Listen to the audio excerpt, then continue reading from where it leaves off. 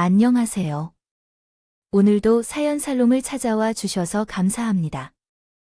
여러분, 간장 게장을 좋아하시나요? 향긋한 꽃게 냄새와 달콤 짭짤한 맛까지 밥도둑이 따로 없죠. 저는 신선한 간장 게장을 365일 맛보면서도 또 먹고 싶어서 입에 침이 고이네요. 전 손맛 좋은 친정 엄마가 운영하시던 간장 게장 식당을 물려받아 이대로 운영하고 있는 30대 후반 아줌마예요. 초등학생인 딸 하나를 키우며 가게 운영까지 하고 있어요. 사실 친정 엄마가 건강이 많이 안 좋으셔서 더 이상 식당 일을 할 수 없어서 제가 물려받은 거예요. 저희 친정 엄마는 암이 퍼지셔서 시한부 판정을 받아서요. 받으셨거나 우리 딸 서유리를 봐주시는 건지 제 딸이 할머니를 챙겨주는 건지는 모르겠지만 가족끼리 서로 의지하며 살아가고 있습니다. 저희 남편은 어디 갔냐고요? 남편과는 이혼한 지 1년 정도 됐어요. 이혼 수요 기간인 3개월이 년처럼 느껴질 정도로 정내미가 뚝뚝 떨어진 채로 이혼했어요. 남편이 우리 집에서 짐을 다 뺀 후에 제가 가장 먼저 한 일은 가장 생향수를 사서 집안 곳곳에 뿌린 거였어요. 남편의 냄새를 다 지워버리고 싶었거든요.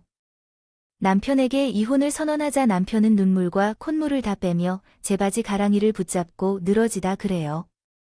이유야 뻔하다고요. 제가 큰 부자는 아니지만 그 인간은 제가 없으면 완전히 개털이 든 사람이에요.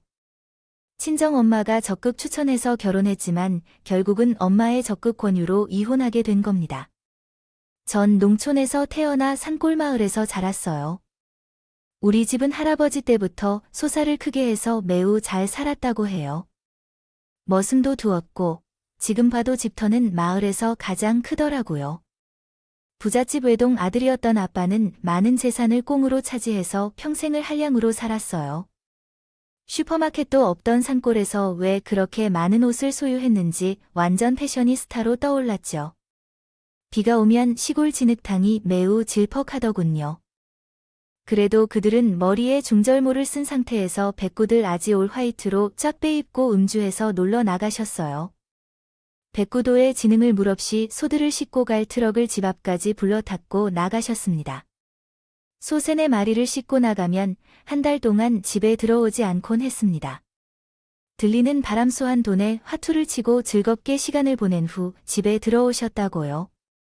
이러한 우리 엄마는 아빠의 이상한 행동에도 한 번도 화를 내지 않으셨어요. 제가 어렸을 때고 이해가 안 되긴 했지만 왜 그런 아빠를 가지고 있는 엄마는 왜 뭐라도 안 하셨을까요? 아빠한테 들어오면서 왜 한마디도 안 해주냐, 엄마야? 바보래. 참신한데도 말끔하게 거저 지내는 우리 집에서 이런 부잣집에 시집 보셔서 이쁘고 귀한 너와 나 같이 키우는 것이 얼마나 힘든지 알아. 다 내 아빠랑 할아버지 덕이야. 아빠가 집에 있는 동안 우리 가족에게 참 잘해주는 거야. 엄마가 그것만으로 만족해서 더 큰 욕심은 안 갖고 있어. 그게 바로 말이야. 방귀야, 엄마야. 나는 아직 어른이 아니지만 한 달씩 집에 오지 않는 남편이 정상인 거지. 나중에 아빠가 들어오면 내가 한마디 해줘야겠어. 이번에 집에 오랜만에 오셨거나 라고 결심했었는데 아빠가 저보다 더 큰 폭탄을 던져버렸어. 떨어뜨리고 나니 찬미 여보, 정말 미안해. 찬미 동생이 태어났어. 남자 아이야. 애엄마는 다방 아가씨였는데 글쎄 아기를 낳고 도망갔어. 버렸지 뭐야. 어쩌겠어. 내가 키워야지. 아빠는 난 아이를 집에 데리고 와서 고향을 성사하는 말씀하셨어요. 전 어린 나이였지만 대충 상황이 어떻게 돌아가는지 파악할 수 있었죠. 아빠가 어떤 행동을 하시든지 늘 환한 얼굴로 따뜻한 밥상을 차리시는 엄마도 그날만큼은 매우 차가워졌어요. 지금 우리 찬미 앞에서 그게 할 소리를 하는 거야? 내가 시집와서 눈 감고 5년 귀 막고 5년 입 닫고 5년을 살아왔어. 지금껏 우리 찬미 애비 없는 자식 만들기 싫어서 참고 또 뭐. 참을 수는 없네요. 우리 이혼합시다. 그 아이는 당신 아이라고 하니 당신이 키우던지 고아원에 맡기든 마음대로 하세요. 내 알바는 없어요. 여자요. 여태껏 참아온 것처럼 이번에만 다시 받아주실 수 있을까요? 이제 정신 차리고 다시는 밖으로 나가지 않을 거예요. 이렇게 맹세해요. 나 혼자 이 아이를 어떻게 키울지, 내 밥은 누가 해주고, 빨래는 당신이 내 빤스까지 다 챙겨주었는데, 앞으로 나 혼자 어떻게 살래요? 쓸모없는 말은 다 치워버리고, 돈 한 푼도 받을 필요 없어요. 우리 찬미 얼굴 다시 보지 말아요. 내 딸은 제가 키울 테니까, 쟁반 끼고 나가자. 너에게 도와줄 일은 없겠어요. 그날 밤, 친정에 계신 엄마는 드디어 현차의 타이어를 때리고 쭈옥삼 얼마 정도만 챙겨 세상으로 나오셨어요. 그 이후로는 아빠와는 아무런 연락이 없어요. 하지만 애초부터 아빠에 대한 정도가 없었기 때문에 딱히 보고 싶은 마음도 없네요. 겨울밤에 집을 떠나 전쟁터 같은 외부 세상은 모녀에겐 너무 춥게 느껴졌어요. 엄마는 일단 익숙한 고향 근처에 자리를 잡으셨고 식당 알바를 하며 절전 요리를 준비하셨어요. 그곳은 간장게장 식당이었는데 여러 가지 업무를 손쉽게 처리했지만 가장 중요한 간장 만드는 일은 주인이 직접 하신다고 해요. 비밥을 아무에게도 알려주지 않기 위해 그 말이에요. 하지만 우리 엄마는 요리 솜씨가 뛰어나시고 눈치도 빠르셔서 일이 끝나고 집에 오셔서 꽤 많이 시도해 보시더니 그 맛을 그대로 제안하셨어요. 생기 넘치는 우리 엄마는 대출을 받아 조그만 간장게장 식당을 차리셨어요. 처음에는 워낙 작지만 가게였다. 그 당시에 테이블이 한두 세 개 정도였던 것 같아요. 그렇게 시작한 간장게장 식당은 현재 3층을 통째로 사용하고 있고 테이블도 30여 개로 늘어났어요. 처음보다 대략 10배 정도 커진 것 같아요. 친정 엄마의 손맛과 내가 운영한 노하우가 결합되어서 이 정도까지 확장할 수 있었던 거죠. 엄마가 장사를 오래 하시는 모습을 보며 자라서인지 전 공부보다는 그쪽에 더 관심이 많았어요. 공부도 열심히 안 했고 그 결과 성적도 좋지 않았다는 이야기를 긍정적으로 풀어서 전해줬어요. 저가 고등학교를 졸업할 때쯤 매출이 늘어난 것을 보고 엄마도 너무 바쁘시다며 도움을 요청하셨고 찬미야, 대학 가고 싶어 아니면 엄마 좀 도와줄래? 라고 하셨을 때 적극적으로 내가 결정해야 한다며 말씀드렸어요. 인생이니까 엄마는 나 공부에 소질이 없는 걸 잘 아시니까요. 내가 이 간장창집을 5배는 성장시켜 놓을 테니 두고 보라고 했어요. 나에게 운영을 전적으로 맡기겠다고요. 맡기라고 아휴달라 어떻게 5배를 성장시키는 지금도 아줌마 딱 한 명 쓰고 이러면서 힘들어 죽겠는데 나만 믿고 따라 엄마 내가 장사 수완 하나는 좀 있는 것 같아. 동물적 감각 말이야 다른 엄마들처럼 수능 공부하게 만들어야 하는데 맨날 간장게장 집어서 일도 해보고 달라 그래서 너무 미안하다. 찬미야, 그리고 이렇게 잘 커져서 고마워. 20살이 되어 본격적으로 엄마와 함께 식당을 운영을 했고 엄마한테 큰 소리 쳤던 대로 5배 이상으로 그 규모를 키웠어요. 맛집으로 선정되어 TV에 여러 번 나왔고 연예인들 사인으로 벽이 도배될 정도였죠. 손님들뿐 아니라 전국에서 요식업에 도전하고자 하는 사람들이 우리 가게 노하우를 배우고 싶다며 찾아왔어요.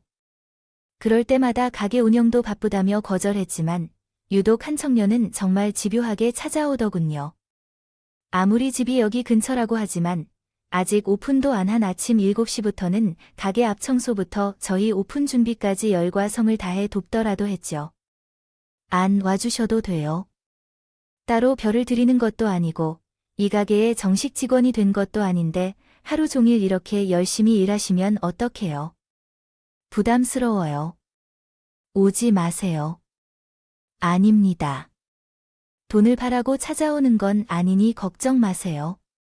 아버지가 돌아가시고 쌍둥이 동생들과 홀어머니를 챙겨야 해서 식당을 조그맣게 운영해 볼까요? 해요. 식당에서 운영 노하우를 배울 수 있다면 어떤 일이든 다 할 의사가 있다면 식당 주인 어르신에게 따님 어머니께 잘 말씀드려 주세요. 열심히 하겠습니다. 남정남이 남자는 이렇듯 처음부터 저희 동정심을 자극하더라고요. 키도 크고 인물도 훤칠하니 참 잘생겼더라. 여기 여러 연예인들이 왔다 갔지만 웬만한 재능 있는 사람들을 뺨치던데. 아침부터 밤까지 그렇게 성실한 사람을 못 봤다. 어차피 직원을 추가로 뽑을 생각이었으니 아예 그 남자를 직원으로 고용하지. 뭐, 없는 집에서 가족들을 먹여 살리려고 일하는 것이 얼마나 기특한지. 그래서 그 남자는 우리 간장게장 집의 직원으로 정식 채용되었고 정말 열심히 일해요. 일하더니 어느 날부터인가 출근길에 길에 핀 꽃들이라며 조금씩 꺾어와서는 제게 주더라고요. 그냥은 식당 주인의 딸이니 잘 보이려는 생각에서 주나보다 하고 별 생각 없이 받았는데 어째서인지 점점 디테일이 살아나더군요.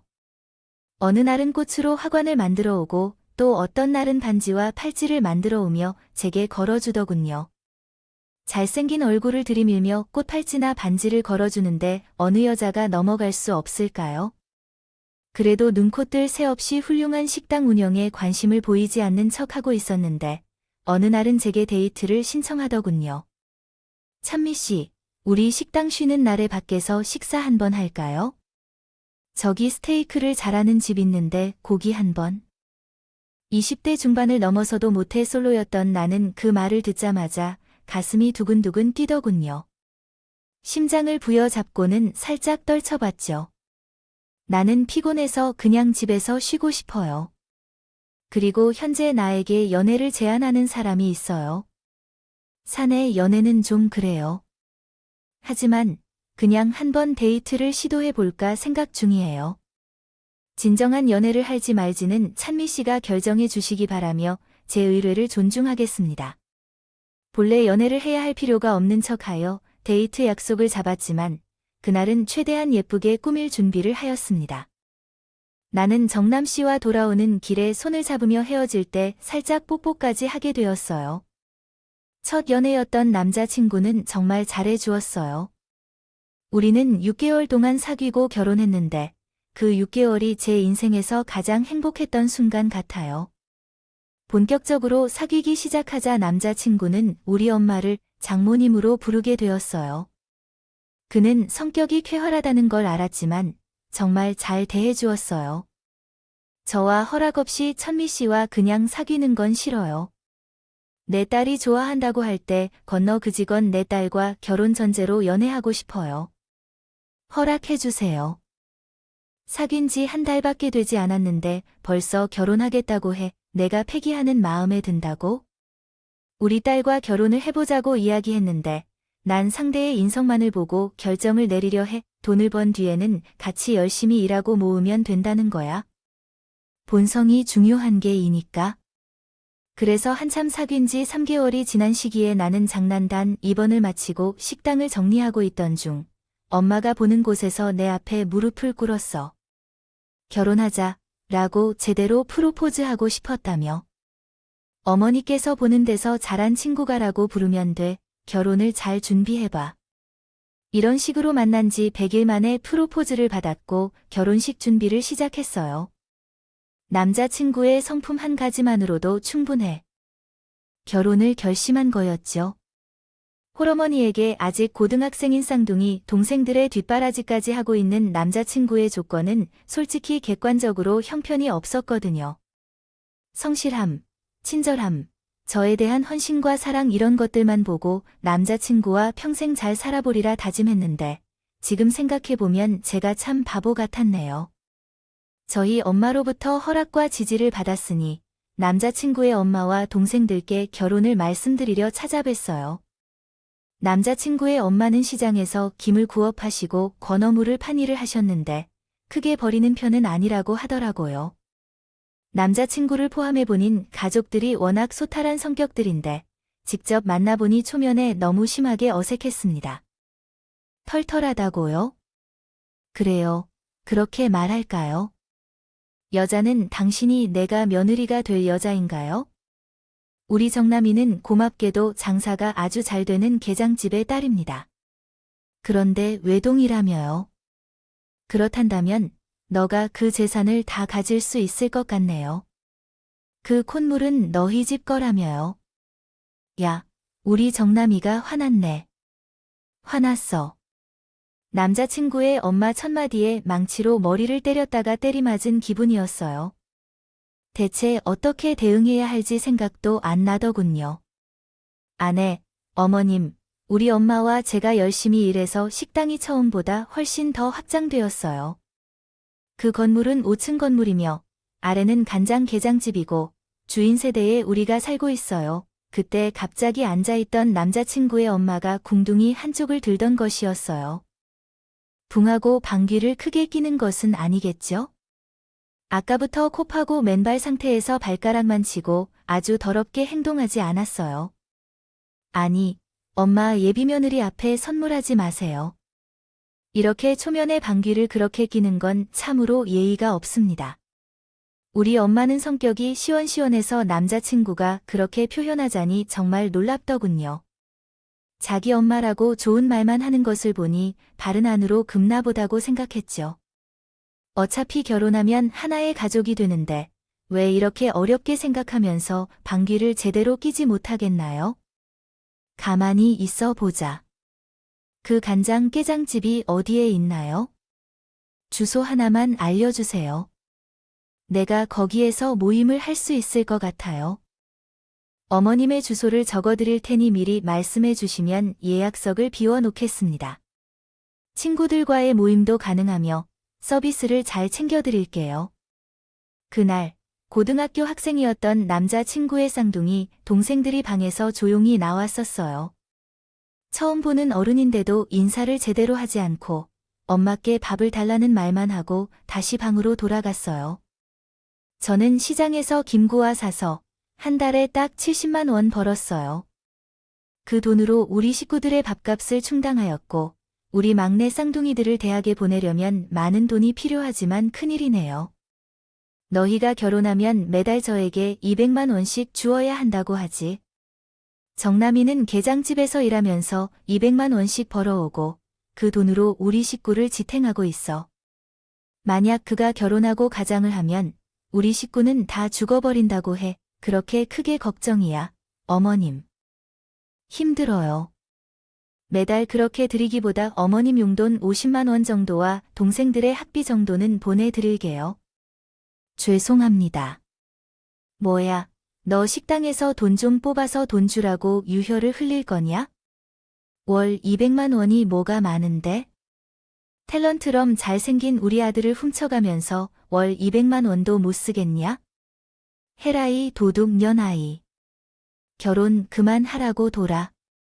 그래 아니야. 어머님, 제가 정남 씨를 훔치는 게 아니잖아요. 다 큰 성인 기리보이 잘 살아보겠다는데 응원은 못해 주실 망정 저를 도둑이라고 하는 게 먼저 프로포즈한 것도 정남 씨라고요. 결혼하기도 전에 이렇게 막말을 하고 푸대접을 받을 거라면 어디로 가야 할지 몰라서 결혼을 하겠나요? 그만두겠습니다. 나 먼저 갈게요. 정남 씨 나오지 말아요. 전 기분이 상할 대로 상해서 남자친구 집에서 뛰쳐나왔어요. 남자친구가 허겁지겁 쫓아오더군요. 정말 미안해요. 울 엄마가 점심때 술을 한잔 하신 건지 갑자기 막말을 쏟아내시는. 평소에는 교양 넘치시는 분인데 참 이상하네. 다음에 기분이 좋으실 때 다시 찾아뵙겠죠. 찬미, 우리 엄마가 오늘 쏟아낸 말들은 다 잊어줘. 제발, 내가 이렇게 사과할게. 여기서 무릎이라도 꿇까? 아, 됐어. 지금 무릎 꿇는다고. 내 머릿속에 입력된 막말들이 지워져. 이렇게까지 막대하실 줄 몰랐어. 그리고 결혼하면 200씩 들어야 한다고요. 그건 너무 과한 거 아니야. 말하면서 남의 집에서 가장 많이 훔쳤다고. 그건 좀 아닌 것 같아. 결혼에 대해 자신이 없다면 그냥 헤어지자. 당분간 다른 일을 찾을 때까지 우리 식당에서 일하고 그 후에는 서로 좋게 헤어지자는 게 무슨 말이야? 우리는 결혼할 예정이고 결혼은 우리 둘이 하는 거잖아. 우리만이 행복하고 좋으면 된 거지. 다른 조건이 우리를 갈라놓을 수 없다고 생각해. 200씩 안 드릴 거야? 그건 우리 엄마가 일방적으로 원하는 금액이고, 이제 곧 쌍둥이들도 대학 다니며 알바하고 생활비 벌 거니까 200까지 필요 없어도 괜찮아. 문제는 내가 알아서 처리할 테니. 그리고 결혼 이후에는? 우리 엄마는 결코 제게 간섭하지 않고 막아주고 믿고 결혼을 진행하자고 했다. 나를 믿어줬어. 처음에 사귄 남자였기 때문에 헤어지기 쉽지 않았지만 다른 일은 끊고 이어서 하는 게 확실했던 나였지만 연애에 약한 면도 있었어. 절대적으로 대해주는 완벽한 남자 한 명을 믿어보고 결혼식을 계획했다. 5층 건물에는 2층이 살림집으로 되어 있어서 우리는 신혼집으로 4층을 선택했고 5층은 엄마가 사는 곳으로 결정했다. 결혼 후 시모는 모든 모임을 장소로 이용하게 되었는데 마치 식당 주인처럼 음료와 주류를 모두 준비하고 메뉴판을 보여주었다. 음식을 거의 다 배달해서 먹는 것 같았어요. 기대도 안 했지만 결제가 30만 원 정도로 나왔을 때 너무 당당해서 계산도 안 하고 그냥 나가더군요. 습관처럼 그랬죠. 다음번에는 꼭 식사를 받으려고 다짐했어요. 이번에는 좀 큰 모임을 해서 식대가 100만 원을 넘게 나왔고 워낙 큰 금액이니 시무가 예의상 반 정도는 계산해 줄 것이라 생각했어요. 어머님의 모임 다 마치셨나요? 다들 많이 취하셨나요? 식대는 총 118만 원 정도 나왔는데 그냥 50만 원 정도만 결제해 주시면 좋을 것 같아요.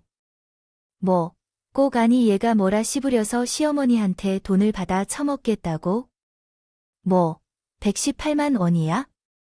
지금 나 술 취했다고 바가지 씌우려는 거야? 어떤 식당에서요? 100만 원 넘게 되시면 저쪽 테이블을 보세요. 어머니와 친구분들이 시간에 맞춰 주문하신 것 좀 보시라고 하셨어요. 간장게장이 아무렇게나 만드는 싼 음식이 아니에요. 거기에 사이드 메뉴까지 잔뜩 드셨으면 당연히 이 정도 금액이 나오겠죠. 며느리로서 50만 원만 받겠다고 하셨어요. 어머님도 지금 장사하시면서 예전에 식당에서 알바해보셨다면서 다 아시면서 왜 그러세요? 아니 인연이 내 친구들 다 보는 데서 눈을 동그랗게 뜨고 노려봐. 완전히 날강도가 따로 없네. 내가 며느리 잘못 이해했나 봐요. 내 아들 불러와라. 내 소중한 아들을 얼른 불러와 주세요. 하시다 남자분이 그 가게 한켠에서 말씀하셨습니다. 당연히 제 편을 들어줄 줄 알았죠. 본인도 간장게장 집을 함께 운영하며 지금까지 시모가 몇 번의 모임을 이곳에서 하고 돈 한 푼 안 내고 당당히 나갔던 걸 알고 있었으니까요. 하지만 팔은 안으로 굽더니 찬미, 우리 엄마가 친구들 모임 좀 한다는데 체면 좀 세워드리면 안 돼 뭐 매번 이곳에서 모임 가지시면서 공짜로 다 드시고 가셨잖아요. 4~5시간씩 오시에 드시고 가셨으면 이젠 반이라도 계산하셔야 하는 거 아니에요? 이게 벌써 몇 번째야? 한 달에 한두 번씩 꼭 여기서 모임 치르시느라 너 며느리 맞아 우리 한 가족이야. 한 식구라고 가족 입에 들어가는 게 그렇게도 아깝냐. 진짜 정 떨어진다. 너 엄마 돈 내지 말고 그냥 가세요. 가족끼리 무슨 돈을 받았어요. 앞으로도 여기서 모임을 계속 가질 거예요. 아, 치사히 서원 이렇게 말을 싸지르고 남편은 횟각 밖으로 나가버렸어요. 늦은 밤이라 이미 친정엄마가 퇴근하고 계셔서 다행했어요. 그 모습을 보셨다면 속상해 하셨을 거예요. 결국 그날도 시모는 잔뜩 부른 배를 두드리며 공짜로 먹고 갔어요. 너무나 얄밉다고 남편마저 괘씸하게 느껴졌어요. 그 후로도 돈 관련 문제는 계속 터졌어요. 쌍둥이 시동생이 나란히 전문대에 합격했다며 시로부터 전화가 왔어요. 야, 내 쌍둥이 막둥이들이 취업 아주 잘 됐다. 때면 고급 화가에 딱 붙었다. 너희 부부가 앞으로 얘네 등록금을 좀 줘야겠다고 했어요. 아, 도련님들 수고하셨네요. 합격 축하드려요. 축하드립니다. 그런데 저희에게 등록금을 내라고 하는 건 앞으로 계속 너무 갑작스럽네요. 어머니, 갑작스러운 게 뭔가 갑작스럽다고요? 얘들아, 3살이었을 때부터 다 예상된 일 아닐까? 가난한 집에서 돈을 낼 구멍이 어디에 있겠냐? 제대로 돈 버는 사람은 너희 부부밖에 없잖냐? 그러니 너희가 줘야 하는 게 당연하지. 어머니, 이젠 도련님들도 대학생이면 성인이고 어디서든 알바할 수 있잖아요. 게다가 전문직이 되면 2에 3번 안에 돈을 벌어서 등록금 마련하라고 할 텐데요. 우리 부부가 첫 학기 등록금만 대드리겠습니다. 이렇게 돈 때문에 이렇게 치사하게 나오기야. 너희 간장게 계속 잔치 건물이네요. 주에 가게 잘 되는 것도 있지만 등록금은 한 푼 못 주고 있는데 어머니께 좀 더 솔직히 말씀드리려고 했는데 제가 현재 임신 중이고 곧 아이를 출산하기 위해 돈을 열심히 모아놓고 있어요. 제가 지방에 있는 간장게장 집을 운영하고 있는데 매출은 그리 뻔한 게요. 제 지갑은 화수분이라고 할 수 있는데 돈이 계속해서 나가는 것을 알고 계신가요? 게다가 건물에 아직 대출이 빚어져 있어서 얼른 갚아야 하고 갈 길이 아직 멀다고요. 주머니에서 돈을 내지 않으면 아들에게 연락해야 할 것 같아요. 그래서 저녁 때 편하게 말씀드렸더니 우물쭈물 하더군요. 당신이 올바르게 대답하면 학비를 다 대주기로 한 것이라고 말한 적이 있습니다. 다 주겠다는 게 아니라 그냥 용돈식으로 좀 주겠다는 뜻이었는데 결국은 전문대를 졸업하게 해줄 생각입니다. 등록금도 다 대주기로 한 것 같아요. 이미 용돈과 생활비까지 다 대주고 있던데 이제 대학 등록금까지. 아, 못 살겠어. 남의 집 가장 왔네. 우리 집 가장도 아니고. 남의 집 가장이었다면 그래 우리가 남인 거지. 아, 중간에서 정말로 약하네. 당신이 돈에 환장한 여자인 줄 미처 결혼 전에 몰랐어. 뭐, 돈에 환장하는 사람들은 가족이야. 우리가 언제까지 몇 명한텐 이렇게 건사할 건지 매달 생활비와 용돈을. 당신이 나 몰래 시댁에 바치는 돈이 얼마나 되는지 내가 모르겠을 것 같아. 다 눈 감아주고 있었는데 이제는 성인된 도련님들의 등록금까지. 그것도 졸업할 때까지 다. 그렇게 좋아하는 돈 모으려면 우리는 돈을 모을 계획이 필요해. 돈을 모으지 않아서 우리 아기를 안 도와주는 거 아니야? 이제 곧 아기가 태어나는데 혼자 계획적인 척하거나 똑똑한 척하지 않는 게 좋아. 우리 아기 한 명만 낳고 더 이상 낳지 않을래? 정말 오만정이 다 떨어지는데 결혼한 지 2년 만에 남편이 이렇게 변할 줄 몰랐어. 예전에는 잘생긴 얼굴에 천사 같은 마음씨를 가진 사람이었는데 이제는 악마 같아. 온갖 욕을 퍼부어서 내 돈을 빼앗아가는 악마야. 늘 돈 차리는 시댁 때문에 스트레스를 받던 결혼 생활 중에 우리 딸 서유리가 태어났어. 작은 딸이지만 매우 소중해. 너무 소중해. 그냥 땅 때까지만이라도 집에서 오로지 제가 키우고 싶다는 생각이 들더군요. 남편에게 내가 하던 역할을 맡기고 나는 집에서 갓난 아이를 돌보기 시작했어요. 그런데 몇 달이나 지났을까 친정 엄마가 한 소리를 하시더군요. 찬미, 남편이 요즘 밖으로만 나가느라 가게에 잘 안 붙어 있어. 친구들하고 낚시 간다는데 2, 3일 가게에서 나오지 말란 일이다. 그렇게 성실하고 착한 남편이 많이 편해지는 것 같아. 내가 말 좀 잘하는 것 봐라. 알겠어요, 엄마. 너무 걱정 마세요. 내가 잘할게요, 라고 대답했어요. 취미로 낚시를 무척 좋아한다는 것은 알고 있었지만 내가 없는 가게에 남편까지 붙이는 상황이라니. 화가 가시는군요. 나더라면 남편에게 당장 전화해. 지금 어디야? 왜 또 잔소리를 하려고 하냐? 그놈의 잔소리 때문에 머리 좀 식히러 낚시하러 나왔다. 낚시를 하려면 가게 쉬는 날에 가야지. 가게가 한창 바쁜 시즌인데 지금 뭐 하자는 거야? 난 좀 쉬면 안 되냐? 가게에서는 눈코 뜰 새 없이 바쁘게 일해야 되고 집에 가면 내보라고 난리인데 난 언제 쉬냐고. 자기 왜 이렇게 변했어?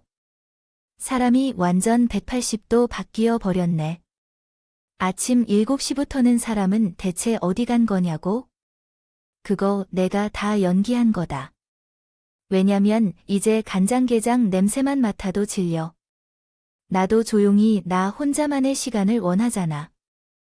갖고 싶다고 벽에 말하는 것 같았어요. 남편이 아니라 왼수일지도 있죠. 우리 딸 서유리가 태어나서 함께 살았던 거지. 아니었으면 애진작에 갈라섰을 거예요. 고령의 몸도 약했던 친정엄마도 가게에 하루 종일 붙어 있으면 한계가 있었기에 자리를 비우는 시간이 좀 있었고, 그 결과 매출이 빠르게 떨어지기 시작하더군요. 서율이 낳고 한 1년쯤 지난 후 아이와 함께 더 있고 싶었지만 간장게장 집을 다시 살려야 한다는 의무하에 아이를 어린이집에 맡기고 가게로 나섰습니다. 대신 남편에게 서유리의 돌봄과 집안일 일부를 맡겼어요. 제대로 할진. 의심하던 공간에서 함께 입고 싶지 않았거든요. 가게에 다시 출근하여 간장게장집을 재정비한 후 매출이 다시 급격히 상승했어요. 손님이 없을 때는 노트북과 핸드폰을 손에 쥐고 온라인 마케팅도 활발히 전개했거든요. 입소문을 듣고 전국 각지에서 제 세대들이 몰려들기 시작하더군요. 덕분에 건물 대출액을 모두 갚을 수 있었고 통장에는 현금이 두둑히 쌓이기 시작했죠. 우리 친정 엄마는 저와 남편 사이가 안 좋아진 것을 눈치채고 마음 아파하셨어요. 결국은 우리가 좋아서 한 결혼이지만 엄마가 남편을 보고 중국이라면 결혼을 적극 추천한 것이 후회되시는 모양이더라고요. 어느 휴일, 진정 엄마께서는 저와 남편을 한자리에 불러 모으셨어요. 그리고 저희 부부가 다시 잘 살길 바라시는 마음에서 큰 돈을 물려주신다고 선포하셨어요. 난 이미 일찍 결혼하고 혼자서 자라왔지만 우리 찬미아씨는 나와 똑같은 길을 걷게 하긴 싫어하셨어요. 돈 문제로 매번 부부가 다투는 것이 마음에 안 들어서 건물을 너희 부부 공동 명의로 하라는 것에 대해 말씀하시더라고요. 부동산 가격이 많이 올라가서 30억 정도 한다더라고요. 요즘은 한창 바쁜 시즌이니 나중에 명의 이전을 진행하셨구나. 아니요, 장모님, 감사합니다. 야호, 나도 이제 건물 주네. 동네에서 자랑해야지. 남편은 기뻐해서 핸드폰을 놀며 날뛰고 있어요. 들고 나가려 했다 하면서 친구들에게 자랑하니, 하지만 내게는 기쁘지 않았다.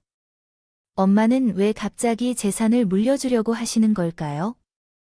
아직 많은 나를 사시려고 하는데 무슨 이유로 그러시나요? 벌써 우리 가게에서 일하면서 월급도 푹푹 받고 있는데, 아니야, 찬미야. 남사방도 자신의 재산이 풍성하다고 여겨지면 느긋하게 둘 것이다. 남자들에게는 돈이 좀 있어야 한다는 압력이 있다. 나 같은 늙은 사람이 이 재산을 들고 있으면 어떻게 하려고 하는 거지?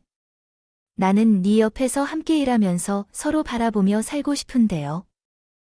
행복해 보였다. 세상이 다 내 것 같다는 생각 때문에 늘 부모님께서 희생만 하신 것을 느껴 이제는 효도해야겠다고 다짐했지만 부모님은 자식의 효도를 기다려주시지 않는다는 걸 깨달았어요. 엄마로부터 청천 같은 소리를 듣게 되면서 이게 어떤 일인지 참 모르겠어. 내가 너희들에게 다 물려주고 홀가분한 마음으로 건강 상태를 확인해 보니 글쎄, 암이라는 게 뭐지? 엄마가 갑자기 암인가? 암이 진행 상태는 어떻게 돼? 좀 더 자세히 말해줄 수 있을까요? 그것 때문에 갑상선에서 시작됐다고 해서 별일 아닐 줄 알았는데 의사가 림프절에 퍼져버렸다고 하더라고요. 말했어요. 항암 치료를 받으면서 시도해볼 생각이지만 생존 확률이 많이 줄어든다고 하더라고. 엄마 그럼 죽길 바라는 말인가요? 말도 안 돼요. 할 수 있는 건 다 해보세요, 엄마. 이대로 가만히 있을 수는 없어요. 돈을 벌어서 무슨 소용이 있나요, 엄마? 죽으면 아무 소용이 없어요. 이 건물이나 뭐든 팔아서라도 엄마를 살릴 수 있다면 뭐든 다 할 거예요. 놀란 마음에 엄마를 모셔서 당장 병원으로 향했어요. 혹시나 오진이 있을까봐 서울에 있는 큰 병원 2-3군데를 더 예약하고 검사와 상담을 반복했지만 결과는 처음과 같았어요. 의사들 모두 치료를 시도해보겠지만 가망은 없다고 했어요. 우리 엄마가 드라마에서나 보던 시한부 인생이 되어 버렸다고요. 거조 눈앞이 캄캄했어요. 늘 엄마와 함께 생활해왔기에 엄마 없는 세상은 상상도 안 해봤는데 너무 절망적이었다. 안말기 판정을 받자마자 당연히 남편에게도 알리고 서유리와 가게 운영을 남편에게 맡겼어요. 크게 미덥지 않았지만 어쩔 수 없는 선택이었죠. 30억 건물을 물려준 장모님의 시한부 판정을 듣고도 남편의 반응은 정말 실망스러웠어요. 갑상선에서 시작됐다고 요즘 것도 암인가? 아병도 다 완치되는 세상에 고작 갑상선 안 갖고 소 한 점 피우지 마. 고작 갑상선암 갑상선남으로 시작해서 림프절이며 뭐며 다 퍼졌다고 말했잖아. 그 말을 듣고도 소란 피우지. 말란 말이 나오니 당신이 그러고도 사람이냐 울 엄마는 당신을 좀 다잡게 해보려고 재산까지 물려주신다고 하셨는데 그 말을 듣고도 그렇게 심드렁한 반응이 나와 진짜 인간이 그러는 게 아니에요. 남편은 그 후로도 전과 같은 생활을 했어요. 저와 부딪히기 싫어 가게에도 잘 안 나오고 서율이 어린이집 등하원 정도만 겨우 시켜줬던 것 같아요. 갑자기 예전에 연락이 끊겨있던 아빠 생각이 나더군요. 아빠가 그 운가 아니라 내가 꼭 친정 아빠 같은 한량을 만났나 싶어서 아찔했어요. 다른 아빠 같은 사람과 결혼한다는 말이 틀린 말이 아니었어요. 진정 엄마는 최대한 집에서 쉬고 싶어 하셨죠? 요양원이나 요양병원에 가는 것을 두려워하셨죠? 가게 문을 아예 닫을 순 없으니 제가 잠깐 가게를 담당할 동안 남편에게 최소한의 병간호를 맡겼어요. 간병인도 함께 쓰긴 했지만 집에 돌아가면 간병인은 나를 보고 있고 우리 엄마는 방치된 채이고 남편은 온데간데 없더군요. 대체 또 어디를 싸돌아다니는 거야? 우리 엄마 이제 얼마나 못하실 텐데 그 사이를 못 참고 또 놀러 다니는데 병이 완전히 남은데 제대로 가눌 수 있나 해드리겠어요. 친정엄마가 의식이 없는 것은 아니었기에 상황을 파악했고 결국 요양병원으로 데려다 줬어요. 달라고 하셨더군요. 의사의 처치가 필요한 상황도 있었기 때문에 눈물을 먹었던 엄마를 요양병원에 모셨어요. 제가 간호하다가 집에 있는 서유리도 케어해야 했기 때문에 하원 시간에 맞춰 집에 잠깐 왔는데 남편이 술이 떡이 되어 퍼져 자고 있더군요. 그때 카톡을 하고 카톡 소리가 울리길래 남편의 핸드폰을 보게 되었어요. 결혼 생활 동안 한 번도 보지 않았던 남편의 핸드폰을 보자 참으로 놀랐어요. 우선 단체 톡방이며 개인톡으로 자기 건물주가 되었다며 자랑을 엄청 해놨더라고요. 앱으로 카드 내역서를 보니 어느 모텔에 묶인 내역이 그렇게 대량으로 들어있어요. 많은 유흥주점 같은 상호 내역도 정말 많았어요. 혹시 모를 일에 대비해서 그 내역들을 일일이 다 찍어두었어요. 피가 거꾸로 솟는 것 같았죠. 간장게장 집에서 일도 제대로 안 해도 월급 꼬박꼬박 다 챙겨줬더니 그 돈으로 유흥을 즐기고 다녔구나. 울 엄마가 다 죽어가는데도 안 낸 사람이었구나. 내가 짐승하고 결혼했구나. 더 이상은 못 해먹겠다. 남편한테 찬물 한 컵을 가져와 얼굴에 끼 얹었어요. 아 뭐야, 이 옆에 내가 미쳤어. 내 엄마 돌아가시게 생겼으니 너도 같이 미쳐버렸구나. 그래, 나 미쳤다. 시한부 판정받은 장모님이 요양병원에 누워서 사경을 겪고 있는데요. 헤매지만 코빼기조차 보이지 않는다. 지금까지 누구의 덕분에 이렇게 살아왔는데 내가 곧 나와 위로해 줄 거라 생각했어. 요즘은 모임 때문에 밥도 못 먹겠는데 진짜 귀찮아졌어. 내가 거기 가서 병에라도 기를 차린다는 거야? 너희 엄마가 똥기저귀를 갈아주길 바라는 거냐고. 나는 더 이상 너와 함께 살 수 없어. 우리 이혼하자. 이혼이야. 듣기 좋은 소식이었다. 나도 더는 너와 같은 귀찮은 아줌마와 함께 살 수 없다. 그때 띵동 하는 소리가 들려 벨이 울린다. 밖으로 나가보니 우체부가 우편을 배달하러 와 있었다. 무슨 우편이 온 것인가 궁금해서 급히 열어보니 로펌에서 보낸 변호사의 편지였다. 내용을 읽으니 우리 엄마가 변호사를 통해 남편에게 한 증여를 취소하기로 했다. 이는 민법 555조에 따라 서면이 없는 증여의 해제에 대한 내용입니다. 우리 엄마가 구슬을 이용하여 한 증여 중에서 남편의 부분을 취소한다는 내용이었어요. 그런데 남편은 병석에 누워 있었기 때문에 로에 전화했고 변호사가 직접 찾아가서 해당 내용을 확인하고 서면으로 남편에게 알려주었습니다. 남편은 이를 듣고 놀라서 왜 줬다가 뺏어간 거야? 내 건물반이 내 것인데 갑자기 빼앗길 순 없어. 그런데 넌 털리고 있으니 다시 처음부터 시작해라며 분개했습니다. 이혼을 빨리 처리하고 부동산을 정리하여 오늘 안으로 건물에서 나가주세요. 앞으로의 연락은 변호사를 통해 하거나 변호사로부터 직접 소식이 전달될 것입니다. 그래서 잠깐만. 나는 이 간장게장집을 승승장구하게 운영하는 주인인데 내가 받는 보상은 없다고 도지라도 내가 상대할 것이다. 내가 간장게장집을 설립했다고 유흥업소에서 돈을 쓰고 여자들과 노는 증거가 있어. 내 핸드폰에 저장된 내용과 사진들을 모두 가지고 있으니 시도해봐. 몇 억을 써도 내가 너한테 돈 한 푼도 주지 않을 것이다. 그러니 무슨 소린 거야? 내 핸드폰도 뒤져본 거야?